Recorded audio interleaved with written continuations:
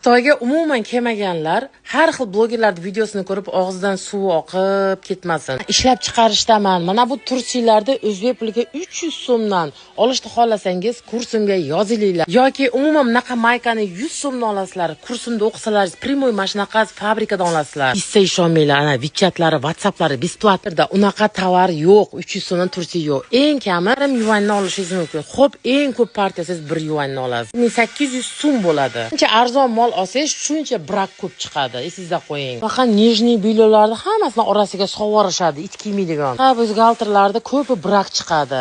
Kir, nag'or, protsent 30% brak chiqadi. Bunaqa arzon tovarda. Blogerlar sizlar ham o'ylanib kurs sotinglar. Yolg'on-ku, hammasi yolg'on-ku. Nelikvid skladlarda kelib olib ishlab chiqarish zavodda o'risizlar. $100 sotib olayotgan WeChat WhatsApplaringiz. Endi ishonchli odamingiz yoki o'zingiz kelib olmasangiz 30% yoki 100% brak tovar boradi. Men nelikvid haqida gapiryapman. Qancha arzon bo'lsa, sifati shuncha